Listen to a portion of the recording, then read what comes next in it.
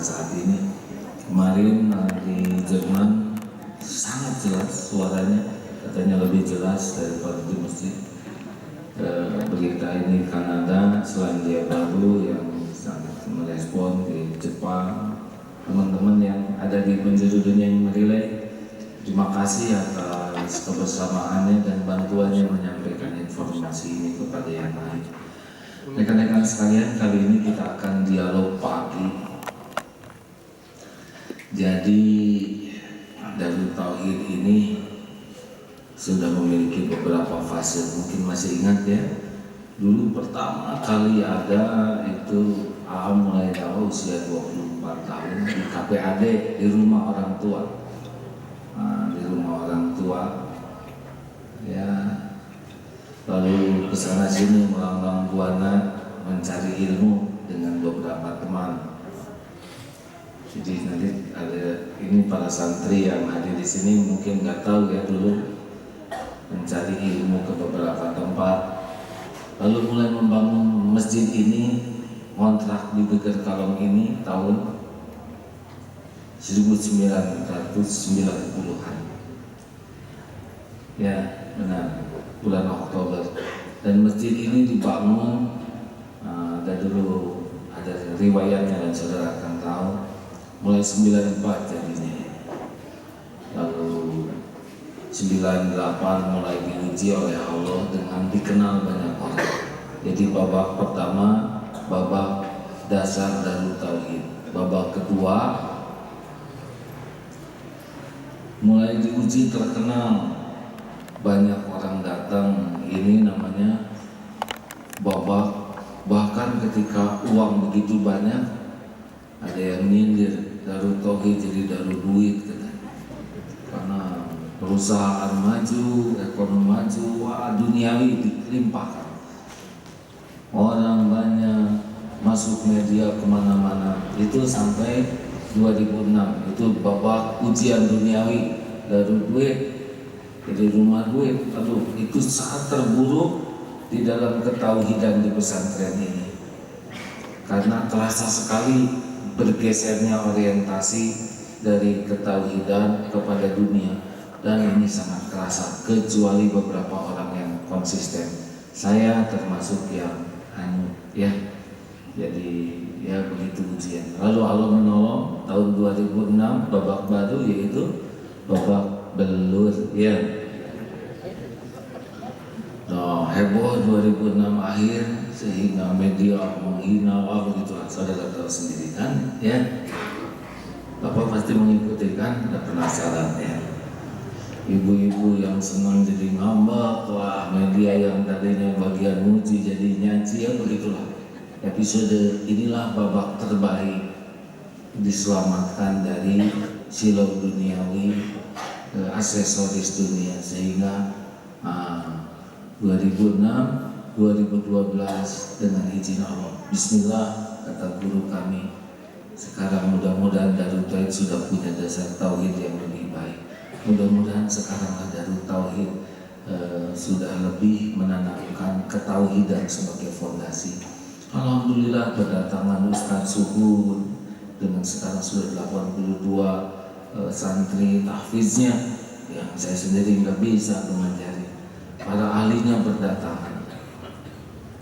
Insya Allah mudah-mudahan tahun ini sudah 32 yang hafal Quran. Alhamdulillah. SMP ada, SMA ada, pokoknya yang paling penting nyaman. Di sini jadi nyaman. Ini sebuah perjalanan panjang. Dulu mulai dakwah usia 20. Nah, di samping ini ada Abu Di Faisal. Assalamualaikum. Waalaikumsalam. Dan satu lagi nama yang malaikat, siapa coba nama ini? Siapa? Kang, assalamualaikum Kang. Waalaikumsalam warahmatullahi wabarakatuh. Kang Ridwan. Kang Ridwan Kamil. Ridwan Kamil. Wah, bagus-bagus nih dua-duanya. Ya, mudah-mudahan saya bawa bagus namanya ya. Kang Ridwan ini adalah Kang Ridwan dulu ya. Kang Ridwan dulu tahun berapa lihat ini di masjid ini, zaman ngukur-ngukur? Dulu kalau tidak salah tahun 98 mahasiswa di arsitektur ITB membantu mendesain bersama teman saya Pak Dodi Samiaji, Kang Budi Faisal, Kang Ian Harlan, Pak Hari Sudarsono, membangun renovasi pertama mungkin dari kontrakan menjadi sebuah bangunan yang layak untuk dijadikan tempat dakwah. Ya, dulu ini cuma kontrakan di sini. Masjidnya dibuat dari triplek dan kacanya dari plastik. Masih ingat ya? Jadi dulu ngampar bersama. Ya, ngampar bersama.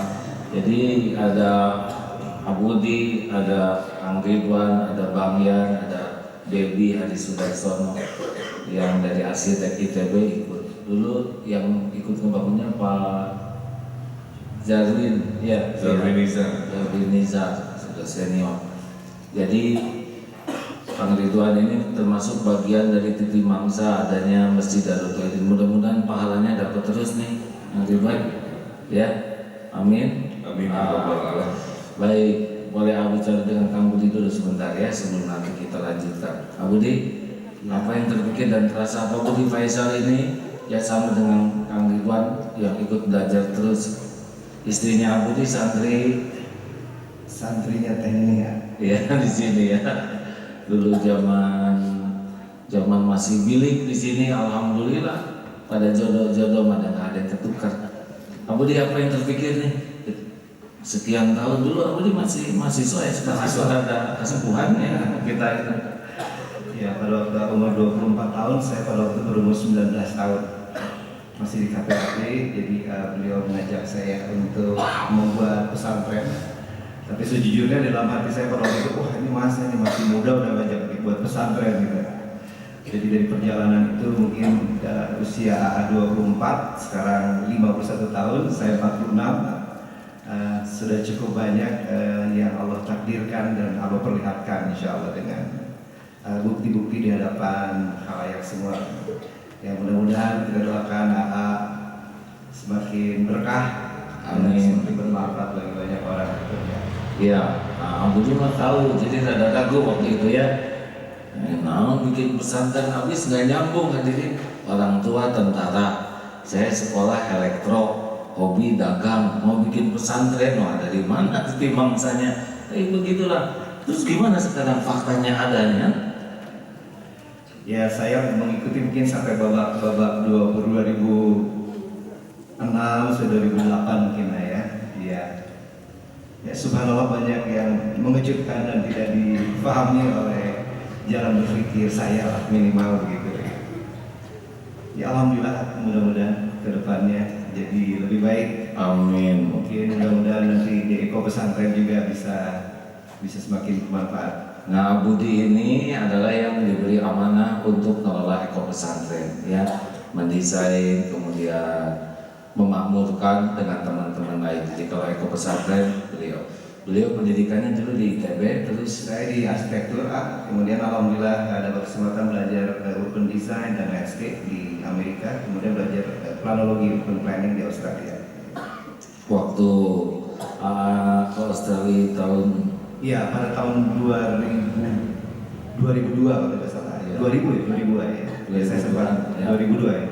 Sempat mengantar ke Melbourne, ke Sydney untuk berdakwah di sana. Ya, alhamdulillah. Jadi kemarin ke sana lagi, alhamdulillah. Dan ternyata di sana sangat tertarik untuk membangun Darut Tauhid juga. Alhamdulillah. Ya, mudah-mudahan nanti ada pesantren di sana. Ya, baik. Ya. Jumlahnya besar sekali di Australia, orang Indonesia ya. Oh iya. Ratusan ribu kalau total. Ya. Dan suasananya enak ya, ada perkampungan Islami, makan halal, sekolah juga, dan tempat-tempat ibadah di kantor-kantor, di rumah sakit, sangat diperhatikan ya, Masya Allah. Baik, Abu Di, nih ya, melihat situasi sekarang ini nih, kira-kira peran apa yang diharapkan dari pesantren ini yang aku dipikirkan dengan pola tauhid, pengalaman begini? Dari berbagai macam hiruk pikuk mungkin di Indonesia, yang paling menyedihkan saya secara pribadi dan keluarga mungkin bapak-bapak, ibu-ibu, adik-adik sekalian juga bisa melihat masih ada perbudakan ya di Indonesia yang baru saja terbongkar. Itu sungguh sangat mengagetkan di zaman dunia modern seperti ini masih ada perbudakan. Banyak hal yang kita lihat ya, semakin makmur negara kita, alhamdulillah pertumbuhan ekonominya besar, tapi tidak berbanding lurus dengan pertumbuhan akhlaknya. Jadi saya semakin yakin krisis terbesar sebetulnya bukan krisis ekonomi atau krisis yang lain, tapi sebetulnya krisis akhlak, dan krisis akhlak ini dari yang diajarkan oleh AA juga bermula dari sebetulnya krisis tauhid. Jadi kalau tauhidnya benar, insya Allah akhlaknya baik. Saya pikir itu yang AA sampaikan kepada kami, mungkin para muridnya juga, bahwa walaupun dulu kita dikenal sebagai bengkel akhlak ya, tapi ada fase-fase yang kemudian alhamdulillah kemudian AA juga sampai pada kesimpulan mulainya harus dari tauhid, sehingga keyakinan kepada Allah SWT itulah yang akan paling mungkin menyelamatkan kita, tidak ada yang lain. Mungkin itu kan. Masya Allah. 13 tahun pertama Rasulullah dakwah adalah tentang tauhid, mengenalkan Allah. Karena kalau orang udah kenal Allah, dia kenal tentang apapun.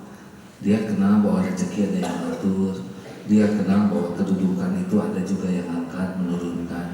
Dia kenal jodoh itu adalah dalam kekuasaan Allah. Dia juga kenal kalau sakit itu dengan izin Allah dan hanya Allah yang bisa menyembuhkan, penggugur dosa. Dia kenal nyamuk itu ciptaan Allah. Jadi kalau orang makin kenal ke Allah, beda sekali melihat dunia ini dan mudah berubah, lebih mudah berubah. Dia tahu nih Allah selalu melihat. Jadi nggak ada tempat yang tersembunyi untuk berbuat maksiat. Dan dia tahu kalau dia licik itu nggak akan kemana-mana kecuali balik ke dirinya sendiri. Jadi para koruptor itu yakin tauhidnya belum bagus. Karena kalau dia bagus nggak korupsi, ya mau ngapain korupsi, rezeki ada dalam kekuasaan Allah. Nah alhamdulillah tapi dapat begini juga bulak belok kemudian sudah babak belum. Mungkin Pak Baudi ingat ilmu kelapa. Ya jadi ini mengulang dikit ya. Bahwa ada seorang ulama yang ngasih tahu, nggak bisa itu ulama keluar saripatinya sebelum ngamalin ilmu kelapa. Apa ilmu kelapa? Satu, bakal dijatuhkan dari pohon. Kelapa tuh nggak akan keluar saripati kecuali jatuh dulu, dan nggak ada kelapa jatuh yang melayang, kebut. Yang kalau udah ngegedebut tuh bukan yang dibelai, dijenggut, dijambak, benar. Cabut-cabutnya sampai gundul. Udah gundul bukannya dikecup, digetok. Kan golok juga dibalikan, beletak. Nggak ada yang mukul kelapa pelan, pakai perasaan, nggak habok-habok. Udah belah, dicungkil, pakai tuntung golok ya kan. Nggak ada nyungkil pelan, petung sampai copot keluar dari posisinya. Udah coplok apa? Belum, disisir dulu, dikuliti sampai bersih, sampai putih. Udah putih, diparut, keruk sudah diparut, diperas, baru keluar saripati. Ini katanya gitu apa nih? Itu tahun 2006 saya dikasih tahu, Allah. Jadi saya nanya ini masih lama? Oh masih katanya, ini baru dijatuhin ya. Tapi mudah-mudahan lah sudah diperas sekarang. Nah hasilnya katanya tauhid. Kalau udah diperas tuh apa? Saya tanya sama guru tuh, nanti gimana guru ini ciri-cirinya udah mulai ringan. Kalau hati ini sudah teriak Qul huwallahu ahad, katakan Allah itu ahad, Allahus samad. Gak ada lagi tempat bersandar bergantung kecuali hanya Allah. Nah kalau hati ini sudah menuhankan Allah makin bagus, udah hilang sandaran selain Allah, akan jauh lebih ringan dalam hidupnya. Gitu tuh. Alhamdulillah ya. Mudah-mudahan nanti para mahasiswa arsitek, Amin. ya. Pak Budi kan pernah ke Jepang, Iya. kan? Mungkin ada oleh-oleh dikit sebelum ngobrol dengan Bang Ridwan. Oh iya, nanti Kang Iban juga mungkin bisa juga share karena beliau juga diberi kesempatan oleh Allah untuk melihat negara lainnya. Ya alhamdulillah saya bulan lalu sempat kembali lagi ke sana. Paling lama berada sempat 25 hari dalam program pertukaran mahasiswa, zaman saya mahasiswa. Semakin ke sana saya akan melihat bahwa banyak sekali nilai-nilai Islam yang dipraktekkan ya oleh masyarakat Jepang. Sampai terakhir bulan lalu ketika saya tanya pada para senior di sana, mereka menyampaikan dari mana kalau mereka bisa begitu memuliakan tamu seperti hal yang diajarkan Rasul kita. Setelah agak lama merenung, beliau menjawab, mungkin dari kecil dia katakan, dari kecil pendidikan budi pekerti itu sudah menjadi bagian dari sehari-hari mereka. Saya juga punya sahabat di jurusan arsitektur, dosen juga, yang juga mengatakan istrinya orang Jepang, dan memang subhanallah bagaimana para istri Jepang juga sangat ingin para suaminya itu mendahulukan orang lain. Jadi sudah mungkin mendarah daging, dan itu terbukti dari kehidupan sehari-hari, itu dari sosialnya, dari kebersihan. Subhanallah, kita dengar bagaimana di got-got itu, di saluran-saluran kota di sana tidak ada air pada saat musim hujan sekalipun, karena begitu bersihnya sistem drainasenya, sistem utilitasnya. Jadi subhanallah bagaimana disiplin yang sangat tinggi juga di sana terjadi. Tidak melihat orang lain, pokoknya keinginan membantunya sangat besar. Jadi saya melihat subhanallah banyak sekali nilai-nilai Islam yang diajarkan Rasul dipraktekkan oleh masyarakat Jepang begitu. Dan pasti ini takdir Allah. Ya, Allah memperlihatkan orang Jepang bikin Allah gitu ya, jangan salah ya. Betul. Nah, dan Allah takdirkan kita bisa melihat orang-orang yang mempraktekkan nilai-nilai yang diajarkan Rasul. Walaupun tanpa iman udah segitu, apalagi dengan iman ya. Kalau dikasih hidayah saja orang Jepang udah tuh dapat dunia akhirat, kita rada nggak kebagian. Betul. Di dunia kita babak belur, mudah-mudahan lah di akhirat mendapat ya. Tapi inilah tantangannya. Nah, baik kemudian Mang Ridwan, cerita dong pengalaman apa aja yang menginspirasi selama Allah takdirkan sekolah. Di mana aja dulu sekolah? Alhamdulillah, jadi saya lulus arsitektur di ITB tahun 95. Setelah 2 tahun saya berangkat ke luar negeri 97, pulang lagi ke tanah air 2003. Dulu di Amerika Serikat bekerja, ambil S2, tapi sebelumnya bekerja dulu, dan sempat banyak kesedihan-kesedihan yang sebagai ujian dari Allah Subhanahu wa Ta'ala. Karena saya masih ingat, baru 4 bulan sampai di sana, tiba-tiba krisis moneter.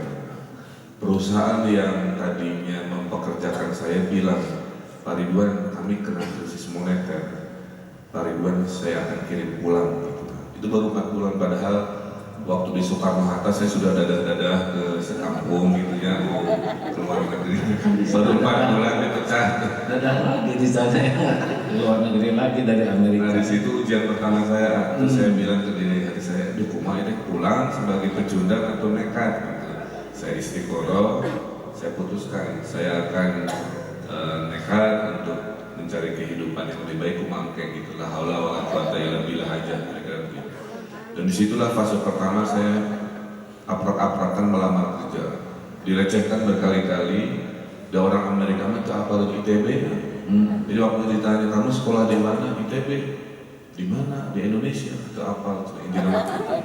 Yang bekerja di sini hanya lulusan Harvard, MIT atau Columbia. Nah, kita yang tahu itu apa? Ini nama sekolah-sekolah hebat. Saya disuruh pulang. Sampai saya belajar, oh kalau di negeri Amerika, di negeri orang, ternyata percaya diri penting. Kalau saya kan orang Sunda, tiap wawancara gaya aja muhun. Pak Ridwan yang bikin ini, ya lumayan dikit-dikit gitu ya. Itu dianggap rendah diri. Gitu. Oh gitu. Jadi dituma. Kalau di sini kan memang aturan adatnya begitu, sehingga akhirnya saya rubah wayahna gitu ya. Di wawancara kelima, setelah 4 kali ditolak terus, emang kamu bisa komputer? Cek wawancara. Kalau saya orang Sunda ditanya di Bandung, pasti saya jawab, ya lumayan sedikit-sedikit. Mau diterima gitu. Akhirnya saya rubah jawabannya, saya bilang, saya bukan hanya bisa komputer, saya dulu di Bandung itu adalah guru komputer. Nah karena guru anak, gara-gara gitu diterima akhirnya kerja di sini. Nah dalam perjalanan hidup juga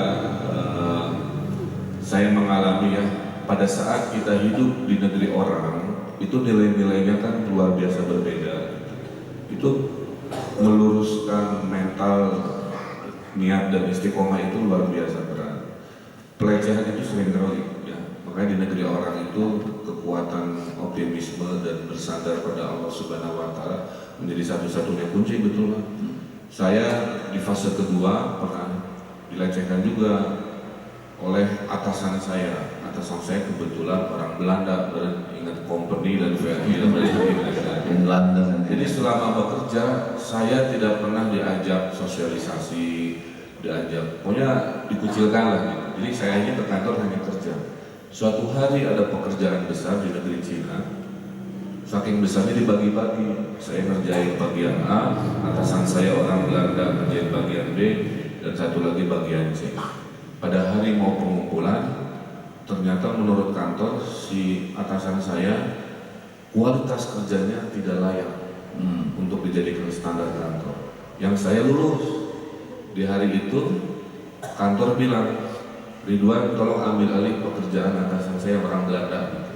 Sebulan kemudian kita menang proyeknya di Cina. Kemudian bulan depannya atasan saya diberhentikan, saya naik pangkat. Jadi kesimpulannya, selama kita istiqomah, kita kerja keras, percaya diri, walaupun banyak godaan, banyak tantangan, insya Allah Allah mendengarkan dan memberikan hal terbaik. Memang pelajaran ini kalau sombong, sisi sombong itu dua, batarul haq wa ghamtun nas. Orang sombong itu satu, nggak suka dengan nasihat, masukan, koreksi dari orang, jadi dia punya pikiran sendiri aja terus, merasa paling benar. Yang kedua, melihat orang lebih remeh, lebih rendah, makin meremehkan. Nah, kesombongan itu sebenarnya tanda kebodohan, karena orang tuh nggak akan pernah sukses dengan kesombongan. Ini mana pengen jadi cerita barusan.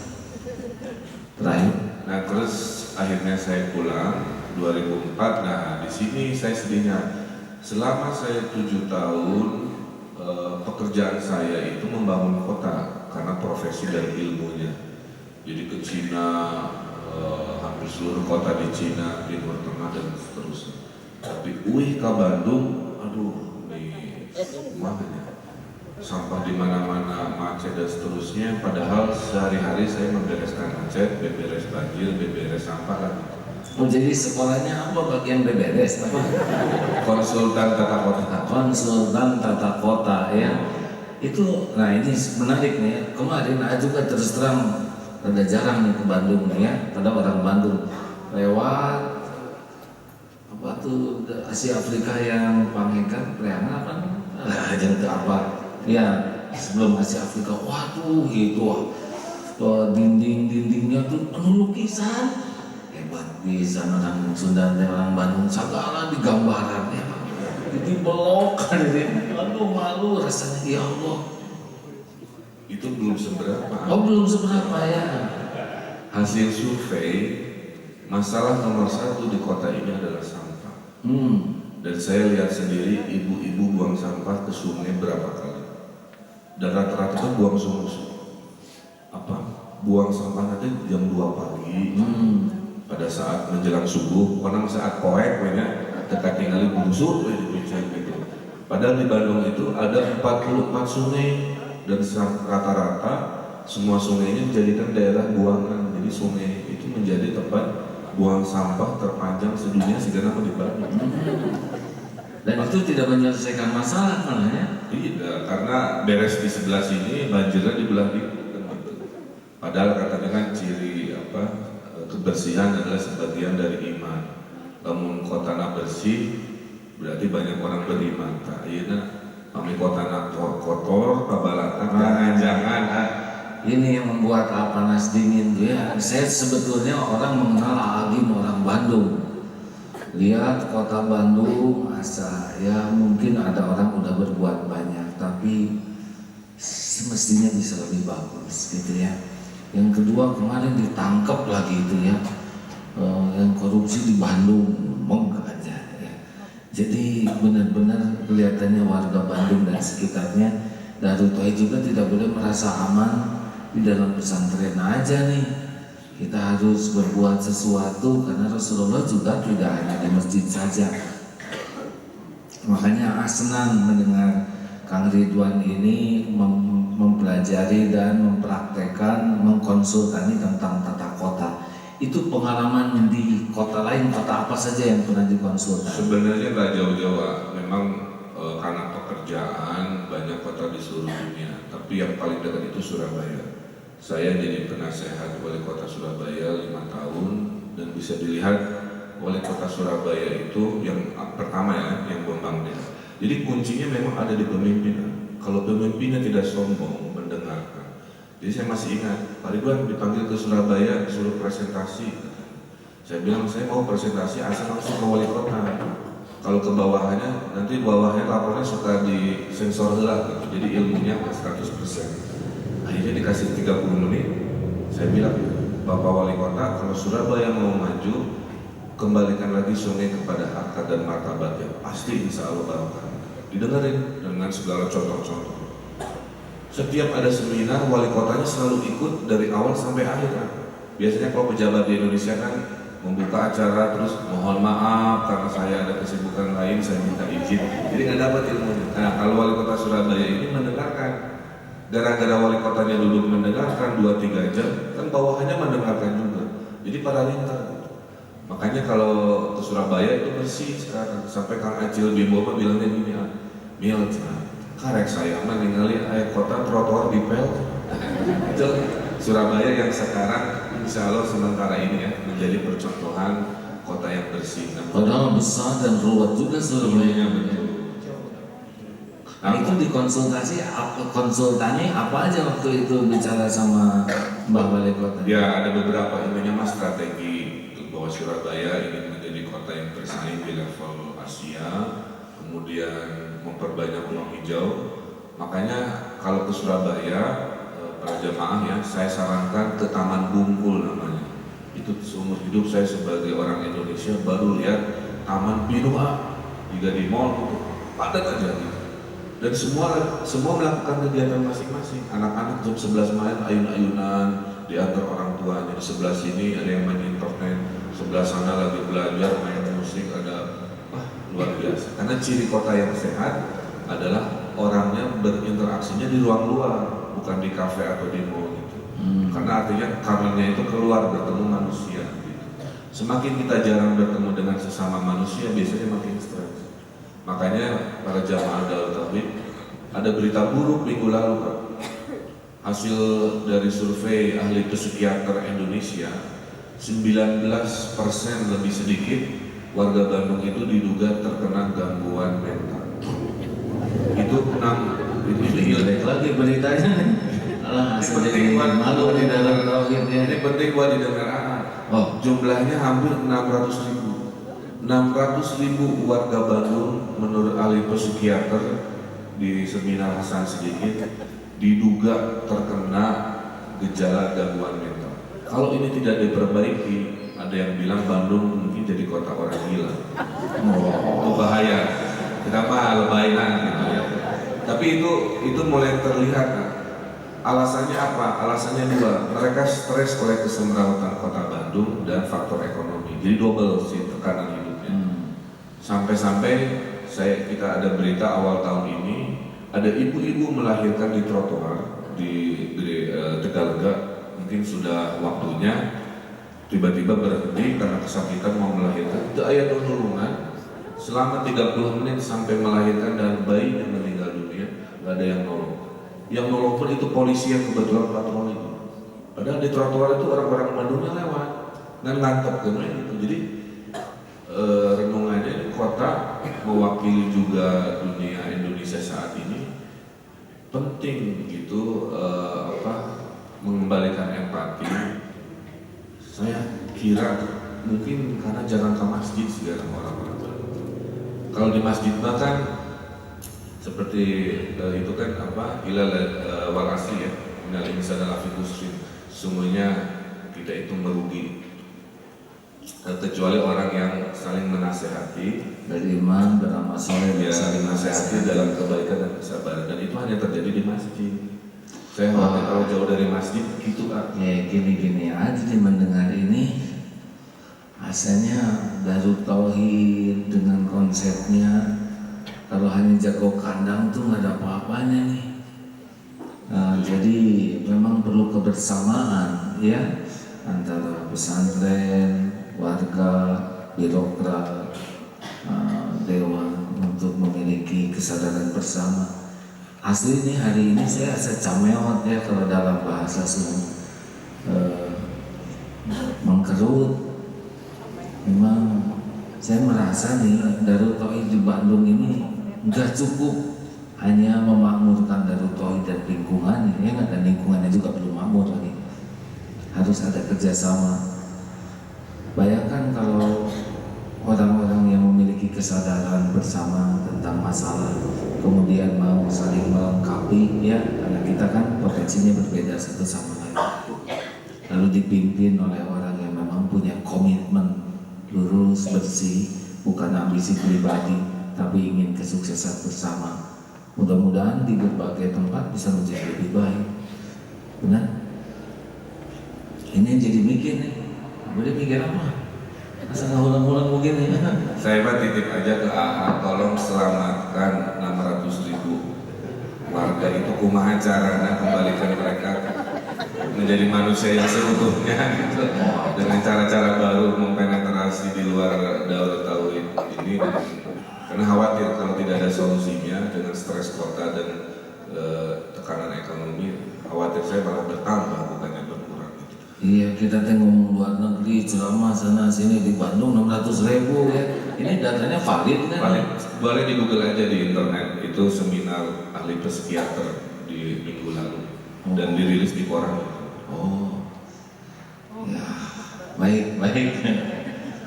Harus ada kerjasama nih ya. Ini para pendengar, ini pasti takdir ini adalah PR bagi kita sama-sama ya.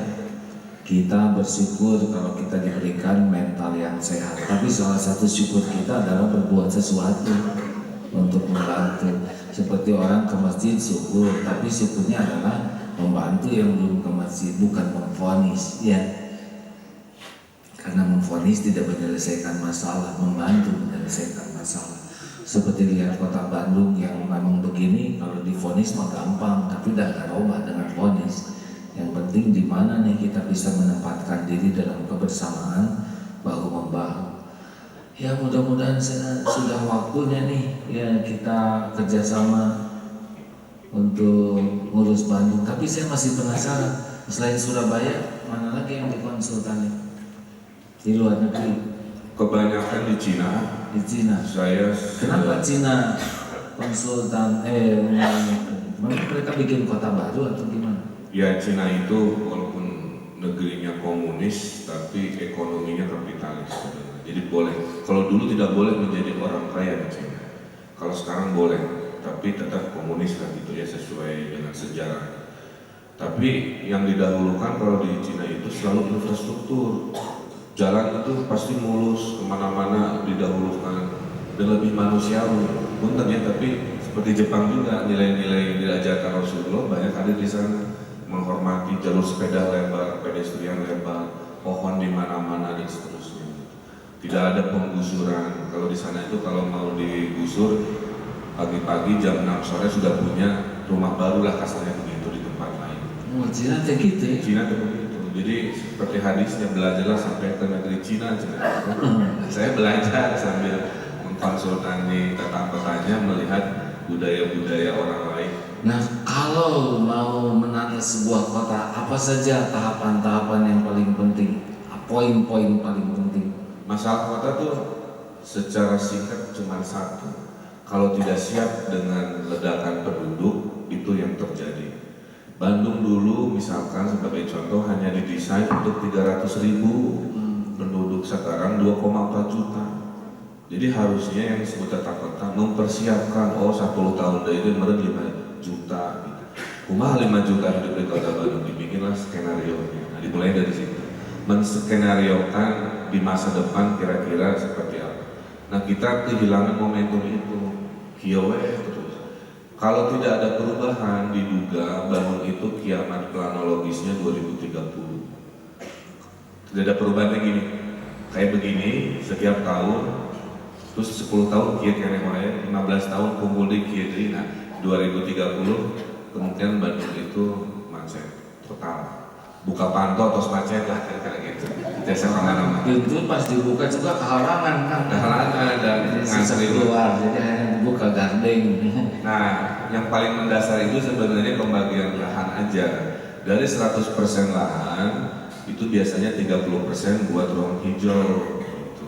15% buat jalan raya, sisanya boleh dibangun. Bandung ruang hijaunya cuma 10%. Ruang jalannya dari 15 cuma 7. Jadi 100% kurang 17, 83% habis oleh bangunan. Itulah kenapa Bandung panas, Bandung macet, karena pembagian lahannya tidak imbang. Kalau ini tidak ada perubahan, sekarang baru 2,4 juta. Gimana kalau 10-15 tahun lagi cucu kita beranak pinak, mau gimana? Itu yang terjadi seperti sekarang. Salah satunya juga karena tidak siap ya, terhadap tadi populasi. Jadi memang lihat mungkin sangat diperlukan pimpinan yang visioner dengan keilmuan yang memadai ya. Jadi bisa, karena di beberapa kota di luar itu masya Allah gitu ya, Bersih ya. Saya lihat kemarin di beberapa kota sampai ke gang-gang itu saya sengaja nyari sampah, nggak ada, dan nyari tempat sampahnya juga nggak ada lagi. Kemana sampah? Dikunyah gitu. Benar itu, saya pikir kalau kita ada tempat sampah, tapi hebatnya di Jepang tuh nggak ada penalti, nggak ada sanksi, tapi dia bersih itu udah dengan kesadaran ya. Beda dengan Singapura masih ada penalti, Cina juga masih ada penalti ya, meludah atau buang sampah tuh sekian dolar, $1.000. Tapi di sana ini Biasanya kalau tidak ada tempat sampah di kota, itu artinya ada pendidikan kedisiplinan dari pemerintah kotanya supaya buang sampahnya di rumah aja. Dengan buang sampah di rumah, si petugas yang ambil sampah nggak harus banyak titik, gitu. Cukup dari rumah ke rumah. iya, bahkan di Selandia Baru tuh anak-anak sekolah tuh nggak ada petugas sampah dan nggak ada keranjang sampah di sekolah, jadi dibawa pulang itu. Si satuan ya, jadi anak-anak itu begitu ya. Termasuk di Jepang kan mau masuk sekolah semuanya beberes, guru dan murid pulang sekolah semua beberes, jadi sekolah sebesar itu nggak ada pekerja kebersihannya dan bersih. Seperti wastafel pasti kering ya. Ini bikin panas dingin nih kita. Jepang itu yang salah satu yang saya kagumi ayah. Mereka itu negerinya sama rawan bencananya seperti Indonesia. Gunung meletus, gempa, tsunami di Jepang juga banyak. Lebih itu. Tapi kalau tsunami yang kemarin yang sama besarnya dengan Aceh, yang meninggal dunianya jauh lebih sedikit dari yang di Aceh karena bangsanya sudah siap. Kalau di Jepang kalau ada gempa atau ada kejadian tsunami, mereka sudah diinstruksikan tinggalkan semua hal, ambil satu tas gitu. Jadi di rumah itu ada tas emergency namanya Sigaransal gitu ya. Jadi kalau kita mah modern kita gempa panik kok. Kalau Mario ngambil harta dulu apa panik. Kalau di Jepang enggak, tinggalkan semua, ambil satu tas. Di dalam tas ada apa? Ada selimut, ada baju buat 3-4 hari, ada makanan ringan dan seterusnya. Itu contoh bangsa yang siap. Ya, lihat tas itu kemarin ya. Jadi ada satu tas dan tiap orang punya tas itu. Jadi mereka dipersiapkan kalau ada gempa, tinggalkan semua, kecuali ambil, dan tas ini survival dengan tas survival. Kalau kita pas gempa segala dirawuh hadirnya.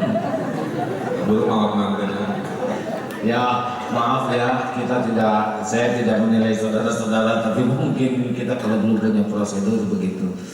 Nah, para pendengar yang budiman, kelihatannya hadirnya Islam bukan hanya tatanan pembicaraan begini.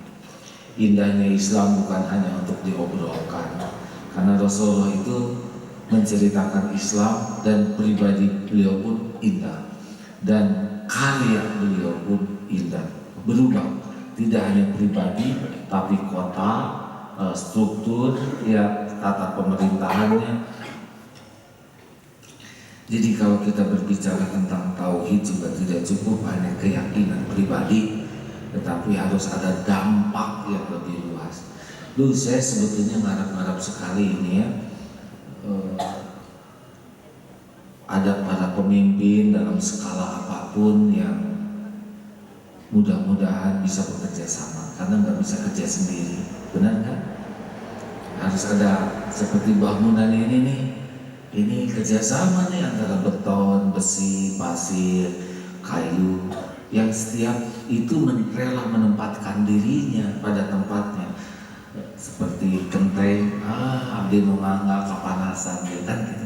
Nggak ada genteng yang nyuhan lalu dimihrab. WC kok saya di belakang, nggak mau WC ambo, saya mah di belakang tuh saya pengen dimihrab, nggak boleh ya. Besi beton di dalam, karena mau menempatkan diri pada tempat yang pas, tidak merasa lebih dari yang lain. Ini jadi bangunan ini. Kelihatannya membangun kota, membangun lingkungan. Kalau kita sadar potensi kita dan mau menempatkan diri pas walaupun gak dilihat siapapun, bukan untuk action lah, apa show off, mungkin akan mudah. Ini PR bersama, tapi saya optimis nih, mudah-mudahan ngobrol-ngobrol begini bisa jadi inspirasi, bisa jadi kerjasama ke depan. Begitu? Ada penelpon, silakan masuk.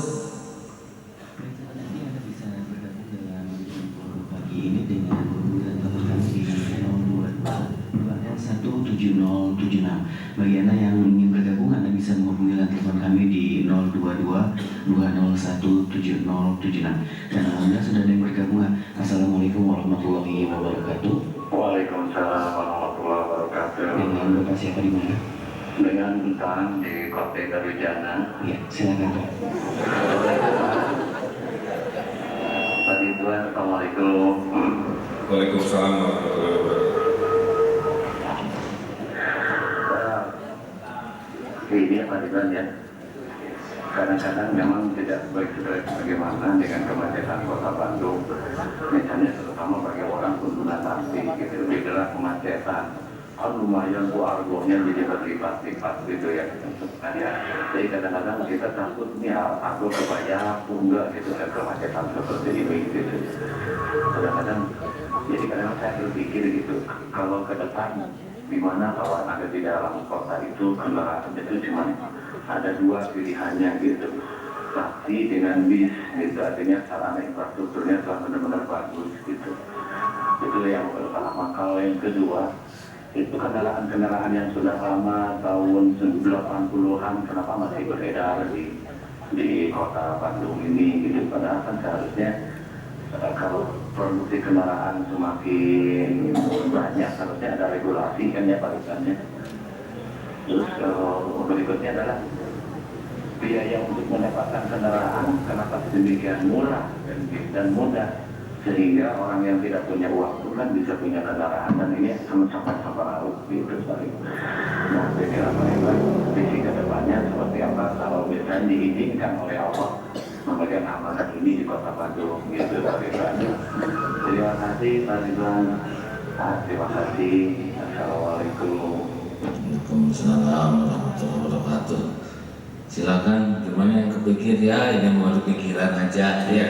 Ini yang kepikiran begini, jadi ada lelucon lah. Apa bedanya kalau turis bule dengan turis lokal naik taksi? Kalau turis bule naik taksi dengan leluasa melihat pemandangan keluar jendela.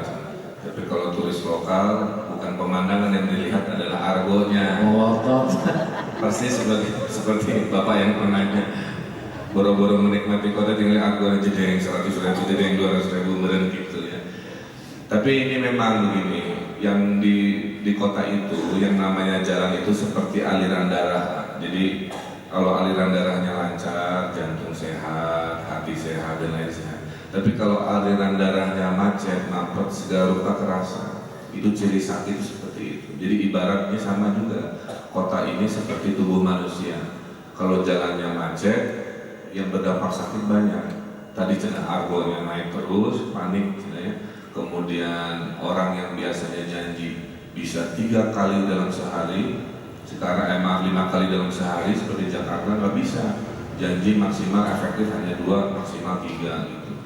Karena kemacetan, contohnya di Jakarta, anak-anak itu nggak pernah sarapan pagi di rumah. Nggak ada lagi istilah makan pagi. karena subuh-subuh udah pergi semua mengejar jam sekolah atau jam kerja. Nggak ada lagi makan malam karena kena 3-in-1. Jadi saya khawatir dengan salah tata kelola kota. Ada generasi yang tidak tahu apa itu makan pagi bersama, ada yang tidak tahu apa itu makan malam dengan kehangatan keluarga. Jadi kalau kotanya salah dikelola, satu generasi bisa kan kehilangan nilai-nilai kebaikan seperti itu. Masya Allah. Ya, Tambahan sedikit. boleh. Jadi salah satunya adalah memang kita bergerak di kota kalau bisa menggunakan public transportasi. Saya rumah di Cigadung, kantor juga di Cigadung, ibu mertua di Cigadung, ibu kandung juga di Cigadung. Itu salah satu pilihan. Kalau bisa, tinggallah berdekatan dengan tempat beraktivitas. Itu membuat kita berhemat. Makanya saya dari rumah ke kantor suka naik sepeda, dari kantor ke ITB juga naik sepeda karena jaraknya dekat. Itu tips saya salah satunya ya untuk mengubah pola bergerak di kota ini sambil insya Allah monorail MRT sudah ngantri sebenarnya di kota Bandung. Kita doakan saja solusi teknis itu membantu mengurangi kemacetan di kota ini yang masalahnya banyak, ada parkir sembarangan, pasar tumpah, angkot ngetem, jalan bolong, jalan banjir, dikombinasikan itu yang menyebabkan argo bapak tadi naik ya kemanapun Dan pergi. argo naik akan berkaitan dengan tensi, ya. Tensi naik berkaitan dengan stroke. Jadi, hadirin, ini saya dapat ilmu penting nih tentang lalu lintas ya, lalu lintas macet itu berarti seperti darah macet. Ini ilmu baru nih, berarti banyak penyakit. Itu borosnya bensin tuh, wah dahsyat sekali tuh dengan macet ya. Subsidi itu hangus dalam kemacetan. Studinya 45 triliun ya kerugian diakibatkan macet itu baru Jakarta saja. Mungkin baru di Jepang ya, kemarin Jepang ada yang mulu nyut aja jalan tuh lancar sampai kita begini tiap hari, iya karena dibatasi sekali. Mereka punya mobil baru, mobil lama diskret, dihancurin ya. Mau beli mobil harus ada tempat parkir. Umur 5 tahun mobil naik kirnya. Jadi orang udah 5 tahun seperti Honda Jazz dengan 20 juta di sana. Bahkan ada ini siapa yang mau, nggak ada yang mau, ditinggalin di pom bensin bayar lagi untuk dihancurin itu 15.000 yen. Dan orang Indonesia itu adalah orang yang penghasilannya habis oleh transportasi. Dari studi di Bank Dunia, 25% penghasilan bulanan warga Indonesia habis untuk bensin, untuk nyicil motor, mobil dan sebagainya. Di negeri lain itu maksimal hanya 10% dari penghasilan. Di Cina hanya 7%. Jadi benar, karena dari 100% penghasilan masih bisa banyak ditabung. Kalau kita enggak, karena itu ongkos ya. Ongkos hidupnya. Alhamdulillah belum istrinya punya mobil satu, suaminya juga. Terus biaya masuk tolnya, terus belum biasa servisnya, bensin yang berlebihan di saat macet, dikombinasikan itulah 25% keborosan dari masalah. Ini mengesankan ini obrolan ini. Sejujurnya bagi AA banyak hal baru yang didapat dari obrolan ini. Mudah-mudahan nggak puas nih jamaah, kalau ada waktu Sabtu depan kita ngobrol lagi, belajar lagi lebih banyak Kang Ridwan yang lebih teknis supaya kita habis acara ini langsung ada praktek apalah yang bisa dilakukan walaupun belum bisa menyelesaikan permasalahan yang besar, minimal kita tahu kita jangan sampai bagian dari masalah. Penelpon satu masih ada? Ya, baik. Baik, sahabat Daki, Anda bisa bergabung dalam perjalanan khotbah pagi ini dengan menghubungi telepon kami di 022-2071-7076. Dan alhamdulillah sudah ada yang bergabung kembali di line telepon kami di 022-2071-7076. Assalamualaikum warahmatullahi wabarakatuh. Assalamualaikum warahmatullahi wabarakatuh. Waalaikumsalam. Dengan Bapak siapa di mana? Pak Ade di Cianjur. Ya, silakan Pak Ade. Ya silakan Pak Ade, waktu kita terbatas, punten. Assalamualaikum Pak. Waalaikumsalam warahmatullahi wabarakatuh. Alhamdulillah, izin Allah dan seperti ini. Alhamdulillah. Ini ya, tentunya Ingat saya sampaikan Dewa Nata. Ya. Halo, Ya. kenapa? Ini sedang dilanda kesulitan. Dilanda kesulitan. Iya. Jadi saya mohon doa golongannya daya. Benar-benar dia sedang dalam kesulitan. Sulit nelpon, masuk Allah. Ya, semua kesulitan sudah diukur oleh Allah. Nih, banyak orang yang kalau dalam kesulitan suka dinasihati, sing sabar, sing sabar. Kalau saya emang nggak menasihatin gitu, sing tobat, sing tobat. Karena begini, seperti naik mobil, kaca kotor, jalan ada, dia susah nyetir bukan karena nggak ada jalan, tapi karena kaca tertutup. Sekarang dinasihatin sabar, aduh, diperketat gitu ya, mencari lubang-lubang dari kotor itu supaya bisa lihat jalan. Sabar, saya mau pasti nyampe suatu saat. Saya kira kurang pas. Harusnya sing tobat, bersihkan kaca, nanti kelihatan jalan tuh. Itulah sebabnya kalau orang, maaf ya, ada yang Kang sing sabar, itu tidak salah ya. Tapi harusnya kita tahu bahwa kesulitan itu datang dari dosa. Harusnya tobat, si kaca dibersihkan, jalan kelihatan. Jadi sabar itu lebih hebat buah dari tobat. Berusaha sabar tanpa tobat ya kayak tadi itu, nyetir kaca nggak kelihatan, jadi lami robina ya. Sebab eta sabarnya tidak disertai dengan tobat.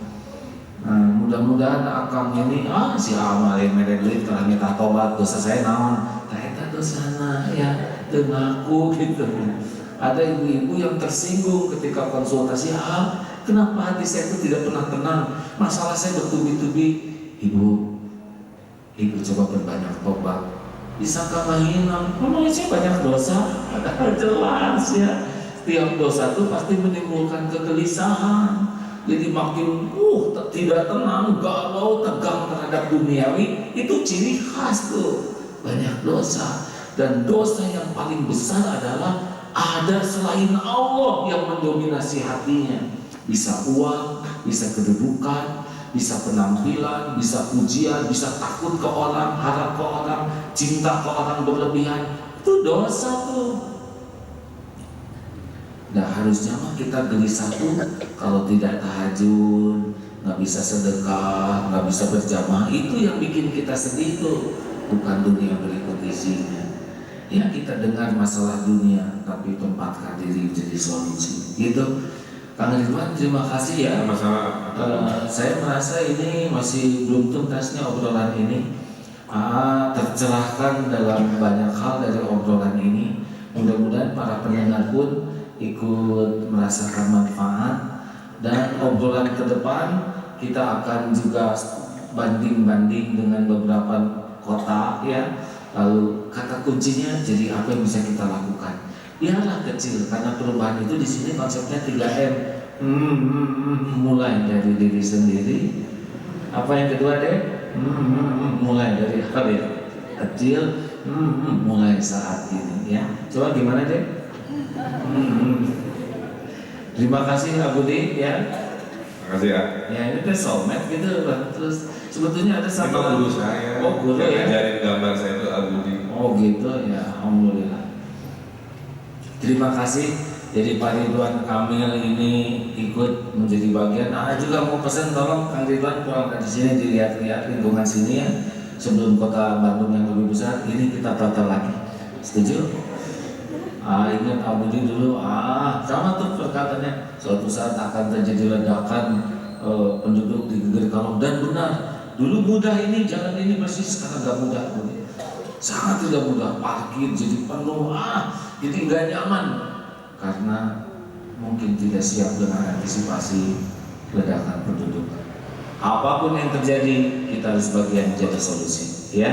Terima kasih para pendengar yang baik di seluruh tanah air, warga masyarakat Bandung Kita tunggu obrolan selanjutnya bagaimana selain menata hati, menata lingkungan kita. Amin ya rabbal alamin. Assalamualaikum warahmatullahi wabarakatuh. Waalaikumsalam warahmatullahi wabarakatuh. Sahabat Nabi, demikianlah manajemen